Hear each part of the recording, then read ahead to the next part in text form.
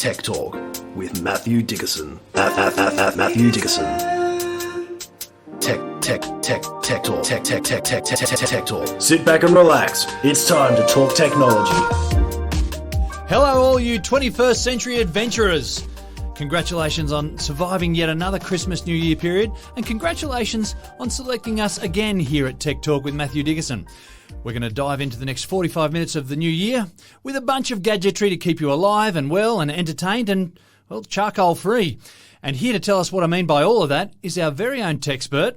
It's a freshly washed Matthew Dickerson, and he's come straight from the Test cricket at the SCG. Matt, you've got that I've been to the members stand glow about you today.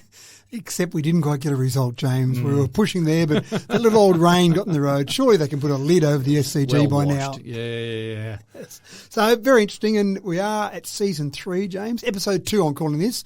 Last week we had the best of from 2022. So that must have been hard to choose from. It was actually. It was hard to get it down. I got it into the top 25, the 25 most popular episodes. Ones, yeah. Yep. Right. So we got that. So that's Season 3, Episode 1. So we're already to Episode 2, James, of Season 3. It's happening He's already. getting away from us. Tried Christmas before we know it. But it has been interesting, just feedback from people and things that are changing so quickly and the new world that we live in now. And it really struck me the other day. I've got another Tesla on order for one of my staff, and it's a whole new process you have for ordering a car these days. You don't walk into a car dealership and look at the cars and kick some tyres. Well, there are a lot of people who still want to do that. Well, and I was one of them until about September last year. Yeah? You're right. There are some people who still do that. There are some car manufacturers who still do that and still expect you to do that. But, of course, there are other car manufacturers. The new wave, the whole paradigm shift that we're moving through with car ownership and car purchasing, where you just look at the specs online and click and put your deposit down and away you go. So I did that a few months ago for, again, this new Tesla for one of our staff members. But I got an email the other day that just shows me how much the world has changed. I'd agreed to a price back a few months before the end of last year. As you do, you're choosing to buy something. Here's how much we're going to charge you for it. I'm prepared to pay that much. End of story. You put your deposit down.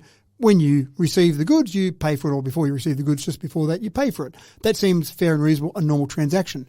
But I got an email last week from Tesla, and they said... Hang on, good news or bad news? Well, you tell me. It said, your new Tesla is almost ready to be shipped. And keep in mind, when they say shipped out to you, they literally mean...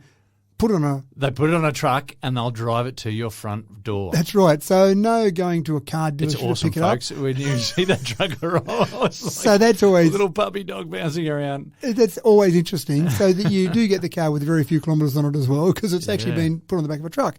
So they drop it off to you. But they said, by the way, we've improved some of our production techniques and we're moving ahead in the way we do things. So it's actually a bit cheaper. So that last invoice we gave you, please don't pay that.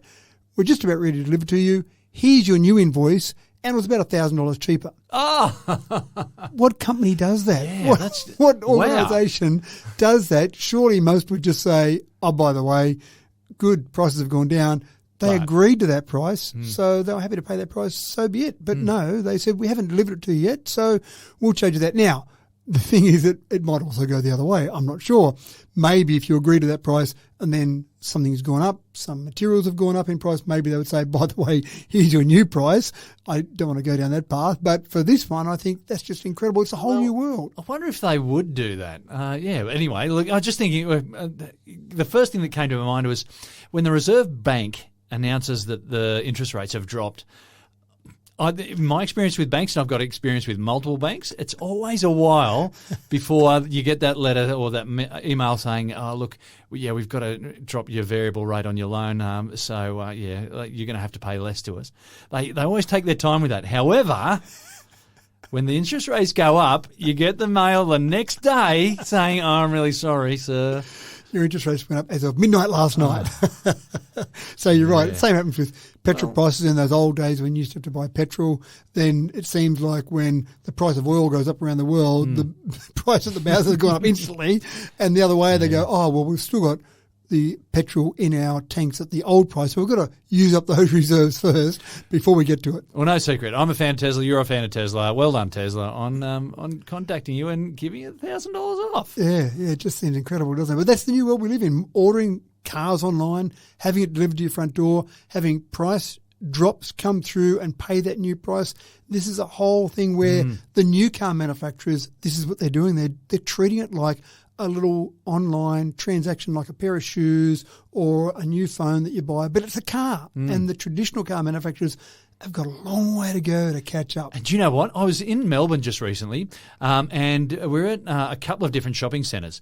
And in those shopping centres, and people who live in the city go, well, duh, yeah, of course, there was a shop for Tesla. There was a shop for another brand, Genesis. What am I saying? Genesis. Let me put my teeth back in. Genesis is another brand of electric car, and Polestar. And these were just in a normal-sized shop, right? So they got these cars there. You can go in there, try them out, and obviously you're not driving out the front door because you're 2-3 floors up. But, yeah, and the display was just fantastic. Yeah. And normally they've got some of those cars in the car parking lot, and so you can go and take it for a test drive from the parking lot. But you're right, they're making it more... Operating out of shopping centres. That's right. Not car dealerships. That's right, making it a mainstream purchase that you just make. As I say, you're going to buy a new dress. One of these to go, please, sir. That's right. Some avocados from your supermarket, and by the way, I'll pick up a Tesla as well. Pick up an EV. So it's quite incredible. But this is the world we're moving into. That's We've awesome. moved into, and it's up to some of those traditional car manufacturers who have the ability to produce volume. It's up to them to say this is the world that people are moving to, and there are a lot of people out there that want this world. And what better way to dive into 2023 than with a story straight from the toilet, folks? We're all about health and checking in on yourself here at Tech Talk. And if there's one way to get a good idea of what's happening on your insides, it's all about reading your toilet business. Now, Withings, who are better known for their line of smartwatches, have a device that you can drop right in the toot and it'll give you a readout on your urine sample straight away. Matt, I haven't used the word toot for about 42 years.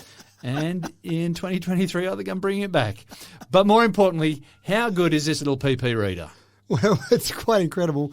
We did talk about the fact that last year, I believed, health products was the new adventurous area where technology providers were really trying to explore.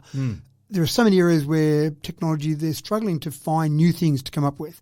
But health seems to be one of those areas where it seems like there's a whole range of areas where potentially they can make a lot of money. There's new products to come out with.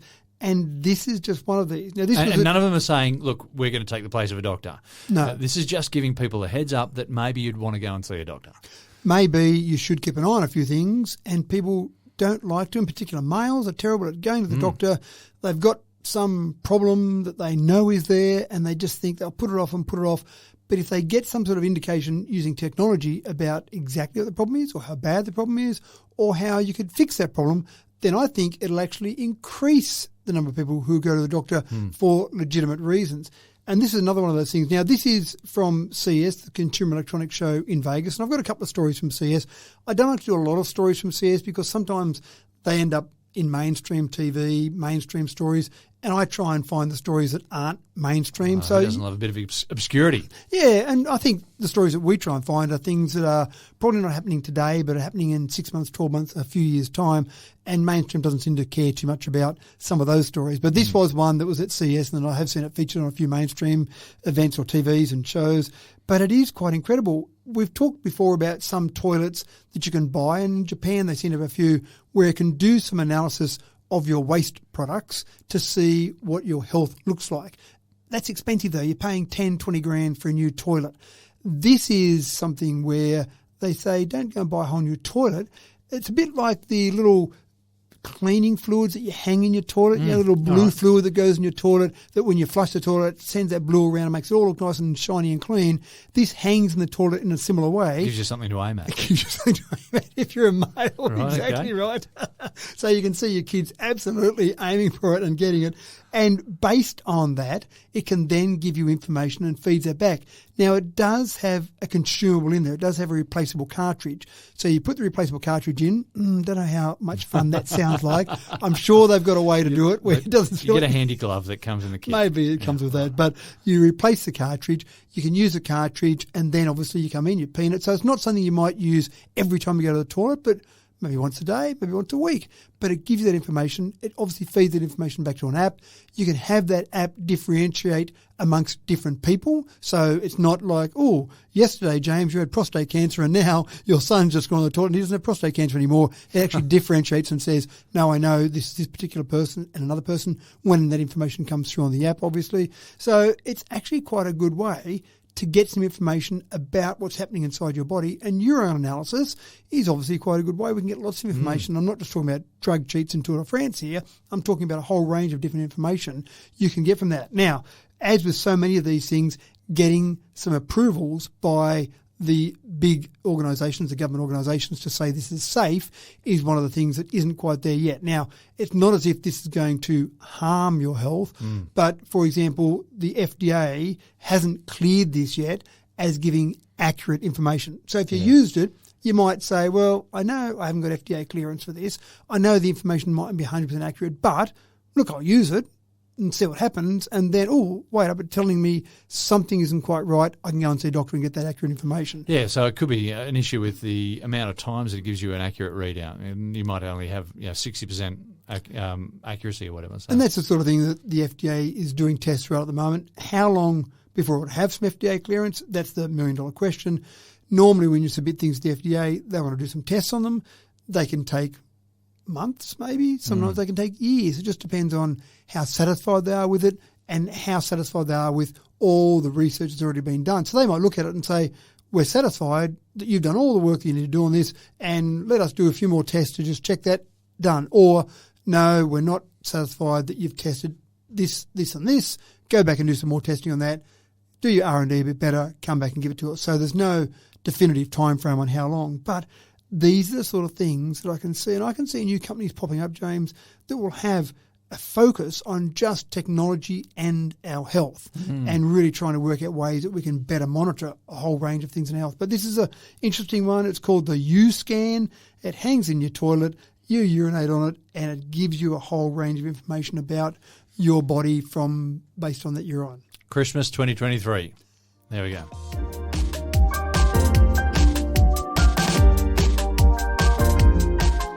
In the age of MasterChef and My Kitchen Rules and every other variant of cooking show on the reality show market, there's a lot of pressure to become a master in the kitchen. But burning food, folks, it still happens. Well, I assume it still happens, although I've never seen it in my kitchen because I'm just too good at it. And so novices need every bit of help that they can get. Samsung have come to the rescue and will hopefully reduce kitchen catastrophes from here on in with their new breed of oven that'll warn you before the food begins to burn. Matt, looks like charcoal is off the menu. No, that's disappointing, isn't it? It's getting to the stage where it's so easy to cook now that maybe even I could cook, James, maybe. So this concept here has got a few components to it. The first thing it's got is some artificial intelligence built into it. You put a dish in the oven, it immediately recognises up to 80 dishes, but it will build on that because it's artificial intelligence. It's going to work out better That's things. its job. That's its job, to keep learning. So immediately you put it in 80 different dishes.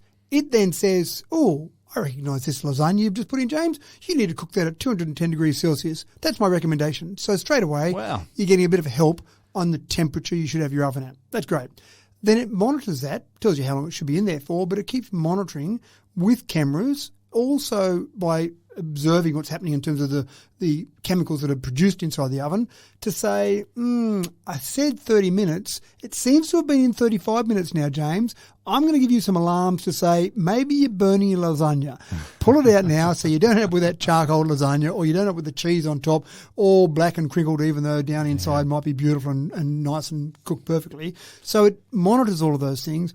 But more importantly for you and I, James, it's got the ability to use those cameras to live stream our cooking, because that's our next thing, obviously, is a live cooking show, live streaming our Samsung Watch what's oven. happening in your oven. Can you think of anything more boring? I mean, watching grass grow, sure, but watching, I mean, you see the cooking shows where they say, here's what I prepared earlier. I'm not sure that watching that cake in real time would be that exciting. Watching a sped up version, sure, I can understand that, but watching it in real time, gee, it seems to be cooking. Wow. See, so many ovens have got a window in them. Well, and this is the thing. The old saying is, if you're looking, you're not cooking, because some people want to open the oven up That's right. and have a look. Now, the window's getting better, obviously. Yeah. But having a camera inside gives you an even better view because you're not looking through that Well, window. people will know that sometimes that window gets all fogged up and you get the spats of whatever fat or whatever on it, and so it gets very murky after a while. Yeah. Surely that's going to happen with your camera as well. Well, apparently not. Apparently they've got the camera set up so that it doesn't have all those problems, so it can actually give you that live stream view. So Maybe you put it in there. just force you to clean your oven a little bit more. Or at least a little camera lens. So you go out there, sit by the pool, pull out your phone, check on the phone to see how the of cooking course. is looking. Then be wherever you can just duck downtown and do some shopping while you're waiting for it to cook, so you can keep Still be checking on watching it. that lasagna. And I reckon you could probably turn off your oven if it got to the stage where you Of course. duck downtown and it was Well, if taking. you couldn't, you'd have to get another model. That's right, exactly right. So if your coffee took too long downtown when you ducked down to get your coffee, you could just go, oh no, it's going to burn if I leave it on now. I'll just turn it off, turn it get off. back home. May not be perfect by the time you get there. But again, we seem to be getting more and more things connected. Remember the internet refrigerator? So when people say, sorry, I can't cook, you can go to them, that's a lie. That's right. Now you don't have to. You leave technology. But remember, I think it was LG that came out with the internet refrigerator. It was Yeah. something ridiculous. I looked Yeah. at buying Well, one. It was $25,000 or something Did you ridiculous. buy one, did you? No, I looked at it and I went, okay, let me just see what I'm getting for my $25,000. I'm getting an iPad on the door. Not convinced that's worth it. Go and buy yourself an iPad and some blue tack. And stick it on the door. That's right. So I wasn't convinced about that, but we're getting better. Even Samsung, when they talked about this oven, they talked about some of the refrigerators as well, where they're internet connected. And then they got the stage where you could scan your barcodes and you take things in and out and get your shopping list and a whole range of things. So, look, I'm not convinced about having the technology linked cooking items and refrigerator, but then again, I don't do a lot of cooking, James. So maybe for someone that does, maybe they're going, finally, at last, this is what I've always wanted, my oven to be connected to me so I can check on it and get the advice. Yeah, actually, if you were a good cook, you probably wouldn't need the advice, would you? Maybe you still would, I'm not sure. So anyway, keep an eye out for this Well, one. for those people who are struggling because they keep burning their lasagna, all your problems are solved. That's right. This is it. Keep an eye out for it. Samsung has got this whole range of new products out there ready to go. Super duper.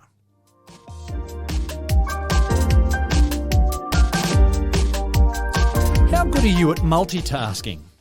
Well, there's a new office desk, or should I say workstation, because it's 2023 after all, and it's from Acer. That'll have you getting the job done while you get fit and saving the planet all in one go. Phew, talk about that for multitasking. Matt, it's clearly not enough just to meet your deadlines these days. No.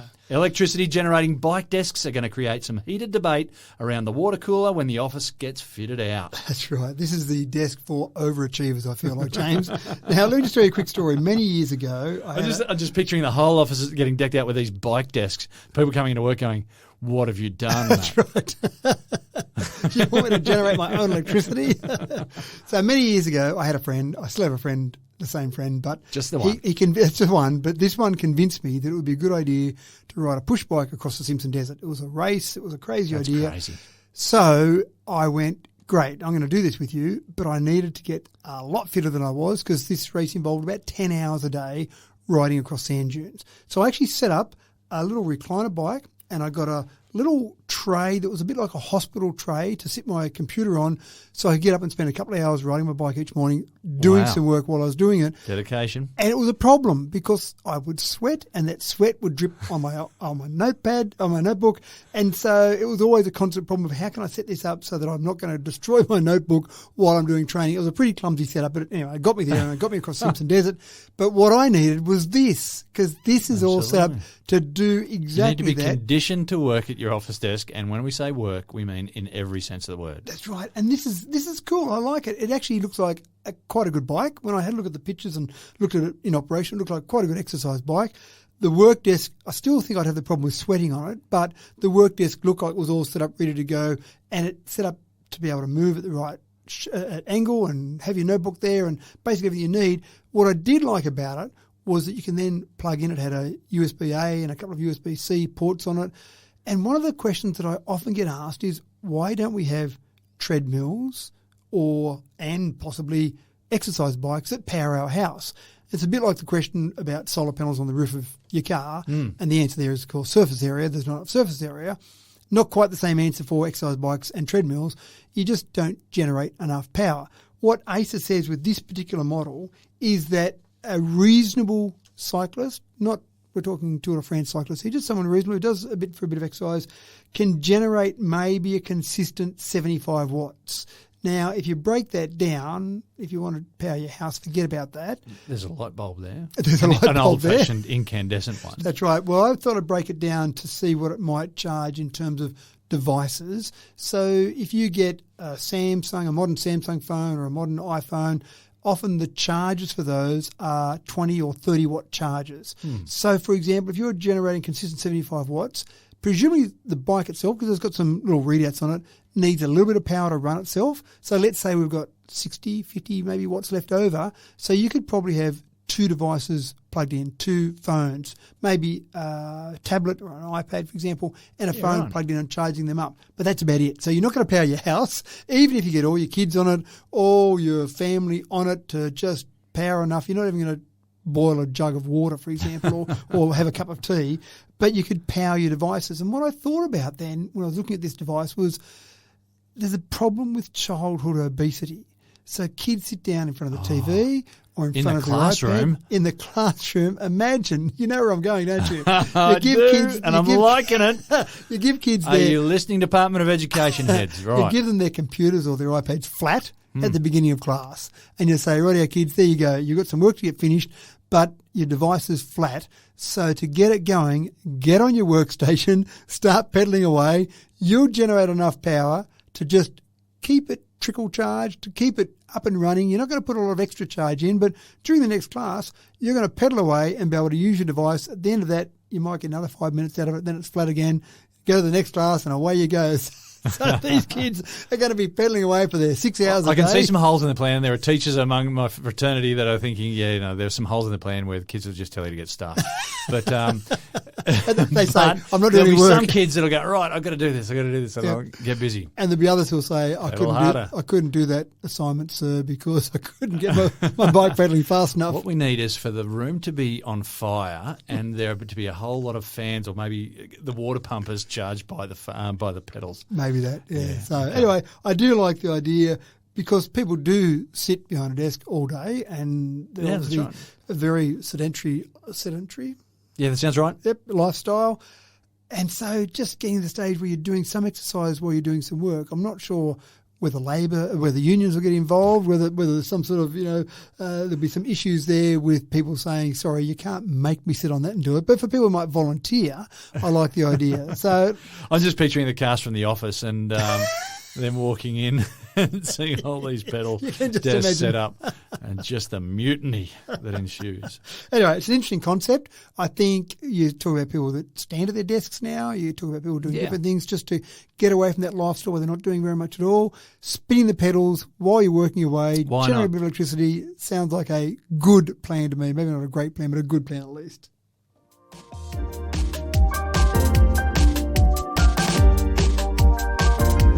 Folks, you may be familiar with hydrogels.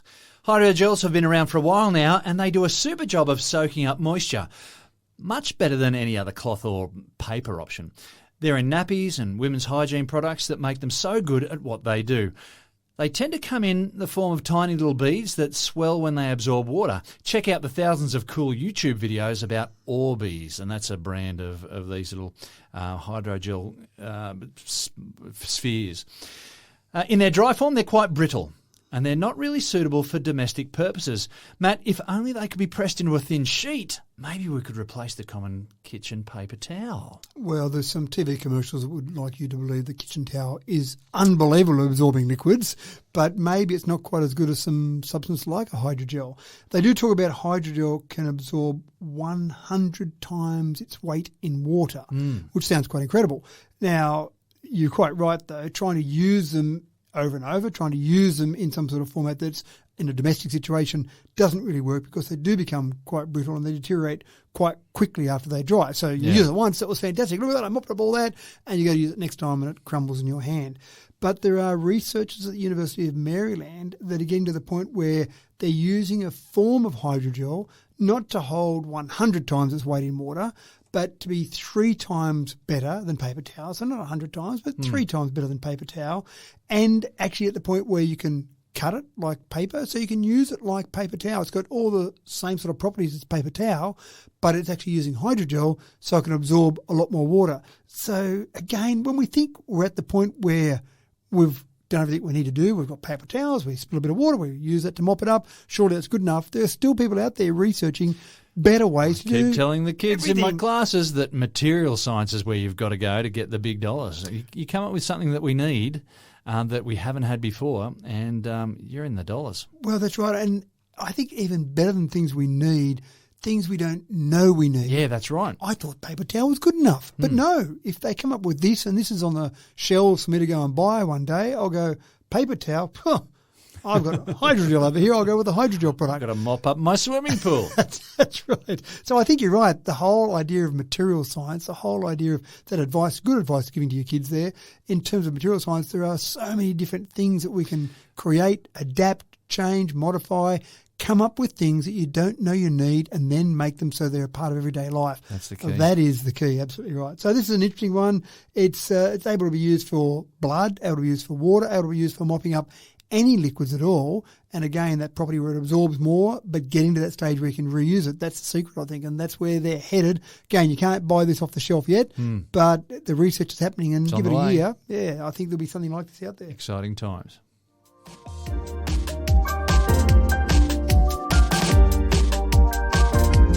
Matt, we've talked about toothbrush technology before, and we reminisced about the advancements in bristle technology and bent handles of 30 years ago. Several months ago, we introduced the concept of the sonic toothbrush that does all your teeth at once. Well, the Y-brush is out now and on the market, and Matt, I gather you're very interested. I want one. Not that you've got terrible teeth, Thank you. but I do want one, though, because time, 2 minutes. Who's got 2 minutes? who's got 2 minutes? No, to brush their teeth properly? A friend of in a hurry mine to go to told me bed. that his dentist said, we're out the door. that's right, he said he wasn't doing a bad job with his teeth. And so his dentist said, I'm going to give you a timer, probably sold him a timer, but here's a timer. It's a 2-minute timer.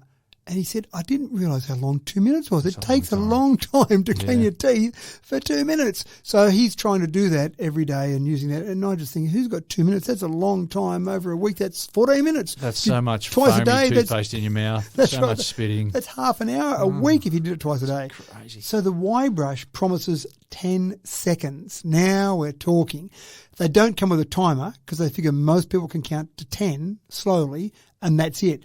And we've talked about them. And again, one of the things that we find on this particular podcast is we talk about things that are futuristic. So we might have talked about a Y toothbrush, a Y brush a year ago maybe. And now you can finally buy one in the US.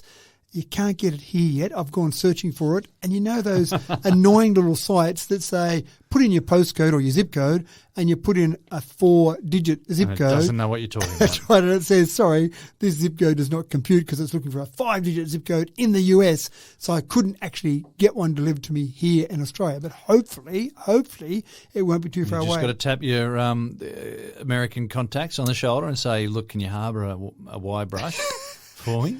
Well, I have done that before. My brother does live in America, and I have done that before where I've had things sent to him for him to repost onto me. So not sure if that's illegal or if I just admitted some it great can't be. larceny It's a there. Y brush. It's a Y-brush, that's right. So this is quite fascinating. 35,000 nylon bristles.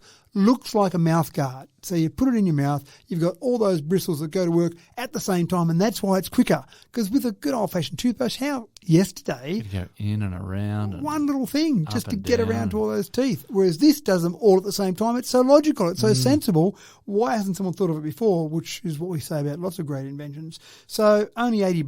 Doesn't sound like it's too expensive. Electronic toothbrushes, I'm sure you pay $20 or $30 for those. But for this, the amount of time it would save me, that'd be enough money I'd get back in weeks, wouldn't it? Surely. so it sounds great. Go out there looking for it. If you're in the US, then go and purchase one. I think that sounds like a great It idea. makes your head vibrate while it does it, because that'd be an interesting sensation. I don't know how hard you have to clamp down on it. I'm convinced I've got to get one, and I'll tell you how it works. I'll tell you if it does vibrate your head, but I'm sure that it just sits there, you clamp on it like a mouth guard, and away it goes, and then at the Have you end ever of it, bitten down on an electric toothbrush? I And was just trying to vibration. oscillate and just to feel the vibrations. no, Do it, folks. It's fun. It sounds like.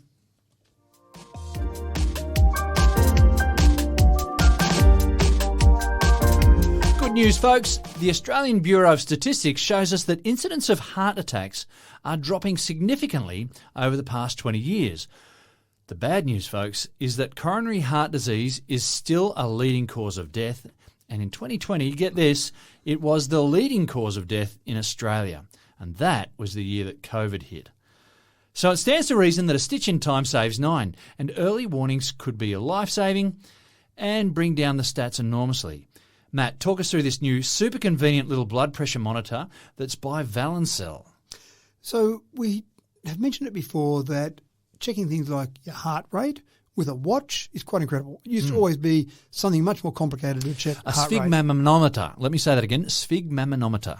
That's for blood pressure. For blood pressure, right? Correct. Yeah. That's exactly right. That's the cuff, if you want. I was just going to call it a cuff, but I like what you said much better. So we had heart rates being checked with watches. They said you could never do that because you had to have a chest band or something that actually was much closer to picking up the electrical shocks from your heart. Of course. Then we got things like basic ECGs out of our watch. So the watch is becoming quite incredible on what it can do. But blood pressure, when you put a Sphygmomanometer on your arm and then go through the process to check that, you can buy electronic ones, and that's great. They'll blow up and reduce down. They're not too and check your blood expensive, pressure. but they're a little bit cumbersome. Cumbersome, that's the thing, James. Who wants to go and muck around and slide that thing on your arm and sit People there and aren't wait? sure if they're doing it right. It's just too complicated. So what we really need is a convenient way with a watch maybe, not quite there yet, but some convenient way to check our blood pressure so that we can just check some of those vitals. And we said at the beginning of the show, this is not trying to replace a doctor, but it's just keeping an eye on some of our vitals to see how our health looks. Check your heart rate, sure, might be racing, that might give you some sort of warning. And I had a friend recently who actually did have a heart rate alert from his watch that said his heart rate was a bit high, just sitting there resting, and went and got checked out. He actually had an allergic reaction to something. So it was a good way. I don't think he's going to die from that, but gee, it was a good bit of comfort that he had. Yeah. So having blood pressure checked with something that you just stick in your finger into a finger clip sounds quite incredible. And that's exactly where Valencell is at the moment. Again, same with the urination tool. This hasn't got FDA clearance yet, but obviously at the point where it's working, going through the process, trying to get the FDA clearance for it so that you could actually sit there and, I don't know, once a week, once a day, depends how often you want to do it, just stick your finger in. Keep on your desk at work or something by the bedside, just something really easy. It might be good at work. So you're getting a really frustrating client, for example, and you feel your blood pressure going up. So you stick your finger in and go, yep, I'm right. My blood pressure's going up. I've got to do something else. And they're still here and I'm still cranky. That's right. But I think this is incredible. The things that we're now getting to the point where we're checking, things that we thought we could never check before, but checking things like heart rate, ECG, blood pressure with little tools that we can either wear or have on us. And I did start to think about this one. Getting a finger clip to measure our blood pressure is a starting point. I just wonder how long before our watch will have this built in. I have no idea whether it's possible, but again, I remember having conversations with people who knew lots of stuff that said that we'd never be able to measure blood pressure or ECGs with our watch. So measuring it with something like this sounds like it might get there. But at this stage, finger clip, put it in there. Of course, it's got an app that links to your app, gives you blood pressure. I think the more important thing with this sort of thing, as well as it gives you that historical view. So you might say, Sunday nights, I'm just going to stick my finger in there, wait for 20 seconds, who knows how long it takes, and get my blood pressure. And just over time, keep an eye on that. Oh, my blood pressure's going up. I better get my cholesterol checked. Oh, my cholesterol's going up. I better take some action about that, whatever it might be. But I think getting that historical view and also being able to take that to your doctor and say, here you go. I'm not sure how accurate it is. I'm not sure if the blood pressure is perfectly accurate, but I've got a trend here that seems like it's going up. That doesn't look good. What can you tell me about it? All those sort of things. But I just think this is fantastic to see that we're getting to that point where you can check your blood pressure by sticking your finger in a finger clip. And if it's not easy to do, people won't do it. Hit the nail on the head. Yeah, go through a complicated process. And those sphygmomanometers that you can use at home, the electronic ones, and they're not too expensive. You can buy them from the pharmacy. But to go through all the trouble of putting on the cuff and then working out what buttons to press or whatever, and then how to read it, it's just. It does, and it makes funny noises, and it blows up and goes down, and who wants to do all that? I've got more important things to do. So, these sort of things, fantastic.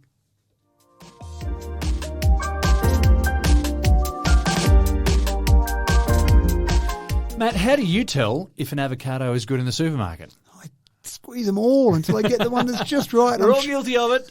I'm sure I it wrecks say that for hopefully. everyone. I say that hopefully because I'm expecting that everyone does it. Squeezing avocados, albeit super gently, to determine if they're just right. But the thing is, what is your version of gently? And is it a bit rougher than my version of gently? Well, there's a bruise in the making right there anyway. And what if Freddie Bozo didn't even get the memo about being gentle? The more manhandling that avo gets, the less chance there is that any discerning hipster is going to bag it for tomorrow's brunch. Matt, if only there was a better, even more gentle than super gentle way of telling whether an avocado is just ripe enough to smash onto your sourdough toast. So when I get those avos that are bruised, that's you that's been there before me. Is that what you're saying to gentle. I am super gentle, and I've got that fine sense. I know exactly how. I always feel guilty if I squeeze a couple and think, someone else is going to buy Yeah, that. people are looking at me while I squeeze this. Oh, you wrecked another avocado, mate. So one of the things that's quite incredible is how much food we waste. Apparently about 40% of perishable food brought to market is discarded. That's a huge amount. We need some recipes for some dodgy bruised avocados is what we need. Yeah, we've got banana cake for old brown bananas, Yes. so bruised avocados, that's right. If you've got them, send them in, folks. But that's all perishable food, not just avocados. Yeah, I 40% know. of all perishable food. That's a lot of people maybe we could save from starvation. But again, what happens? You go and squeeze it, bruise it, whatever. Oh, now it's too soft, and then eventually no one wants to buy it and it gets thrown out. So, as we see with technology, this particular company has brought out a device that can blast an avocado with a little bit of red light and tell you how squishy it is.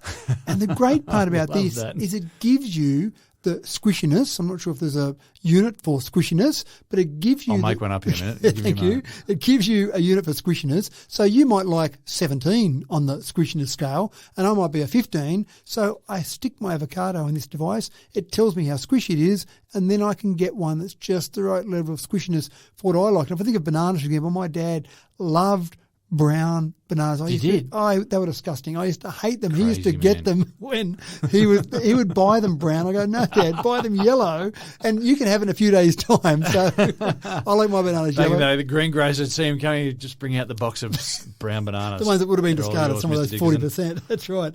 But for avocados, I'm sure that people will like them at different levels, and depends what you're doing with it as well. If you are smashing it on your sourdough, or you're just putting on a bit of toast, or whatever you're doing with it, you might like it at different levels. But having some way of checking it. Now, the minor problem here is this device is a little bit large to just carry into the supermarket with you. So they might think you're carrying something a bit dangerous when you walk in the supermarket with Maybe this it'd device. be worth Woolworths and Coles' way for them to just have one there. That's at what I'm the hoping. supermarket. They have scales there. You can weigh your products that you're about to buy. Yep. Having this device there, it's actually not too large. It's about, say, 10 centimetres tall, and an avocado just sits in the end of it. So you basically put it in, it gives you the squishiness level, and then take it out. So you could actually easily have it there, put it in. Oh, no, that's a 12, no good. Oh, 15, that's what I want. I'll take that one, thanks. So I think that sounds fantastic. Maybe the squishy unit could be a Tickle Me Elmos or something. I don't know. I'll keep working on it. Keep working it next week. Jellyfish. I don't know. So this sounds quite incredible, but I actually think there's a huge amount of potential there for a whole range of products, because this is focused on avocados, and maybe for whatever reason this particular company decided that avocados were easier to work out the squishiness level via technology. But surely it applies to lots of things. Mangoes, I love my mangoes, but they've got to be just right. Bananas, we've already mentioned there. Peaches, I don't know if you get squishy peaches anymore. They always seem to be hard They now. also- yeah, rock hard. Yeah, that's right. But so many different fruits you can have with different squishiness, and people want to buy them just at the right level. So surely this avocados today, lots of fruits tomorrow, who knows? But again, I like the idea when you walk into a supermarket and there are testing devices above the various There's fruits. an and you avocado just- meter. Yep, you stick it in there and check its squishiness and get the one you want. People would be happy with what they buy, less likely to throw it out, less food waste. Sounds fantastic. I think a whole range of benefits, and makes it better for what I want to put on my sourdough as well.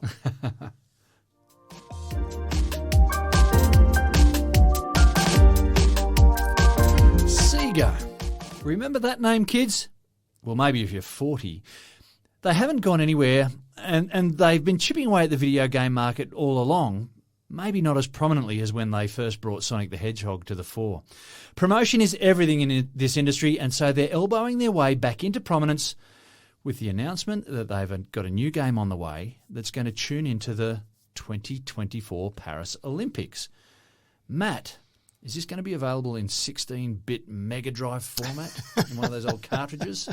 Well, let's go back a step. They haven't really confirmed that they're producing a new game. They've just put the whisper out. Well, no, they haven't even done that. Oh, okay. Some people have picked up that Sega's been advertising for some new employees, and they're asking for specific requirements. People who can throw a javelin. People who are good at pole vault. Well, the listing links to websites for the Olympic Games Tokyo 2020, the official video game, for some examples of work they might be doing. And a whole range of little hints in there. People have put two and two together and gone, I think this is a new Olympics video game for the Paris Olympics 2024, which kind of makes sense. So we don't talk about games a lot. Games almost needs, and I'm sure there are podcasts out there specifically for games. I do try and avoid games a little bit, only when something comes up that I think, yep, this is going to be big and a bit more mainstream than gamers out there. Well, there's new games coming out all the time, aren't they? That's right. If you're into games, maybe there's another podcast for you.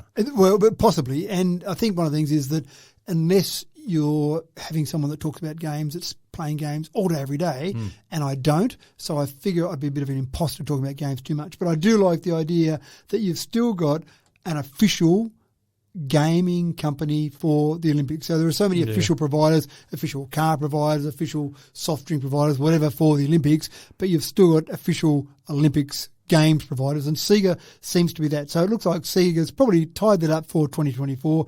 Keep an eye out for it. If you want a game involving programming, then maybe there's a good game there for you or a good job there for you with Sega. And that'd be a pretty cool thing to work on, working on a new Olympics gaming video. And they're good fun, the Olympics game videos of video games. They're good fun. So why not have that on your resume? So I wonder if you'll be able to play, like, you could be Australia, or you could be England or the US or China or whatever, but you could also be Sonic the Hedgehog.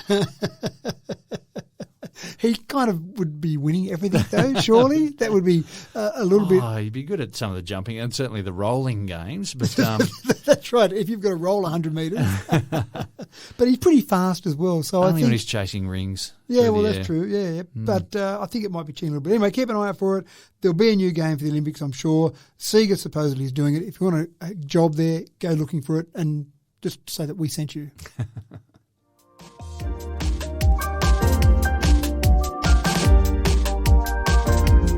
Now, EV range anxiety is still prominent in Australia, particularly when you talk to people in regional settings. EVs will never catch on here. Australia's just too spread out. Charge times are too long. They're fairly standard catch cries out here. But where there is a will, there is a way, and Kenyans are showing us just that. They'll show us Aussies up because they have a battery swapping scheme now for their electric motorcycles, and that just demonstrates how so many problems have solutions and everything else just sounds like an excuse. Matt, talk us through this African ingenuity. Kenya has more than 1 million motorcycles. Fantastic. Motorcycles, great way to get around, so fantastic. But they want to start the changeover to electric motorcycles. The problem is that batteries are expensive, and so to swap some of those people over, to get some of these million motorcycles swapped over, has been too expensive to this point in time. So what started is basically battery swapping stations. So you can now go out in Kenya and buy a motorcycle without a battery. So it's just a shell of a bike. It's a shell of a bike. Which is pretty cheap. That's I exactly would right. hope. So $2,200. Oh, there you go. So pretty inexpensive, Boom. but not much good without a battery. No. So you buy an electric motorcycle and it goes nowhere because it's got no battery. But then you basically rent the battery. So you call into one of these battery swapping stations that are popping up everywhere and you pay your small amount of money. You're talking about maybe $8 a day for your battery.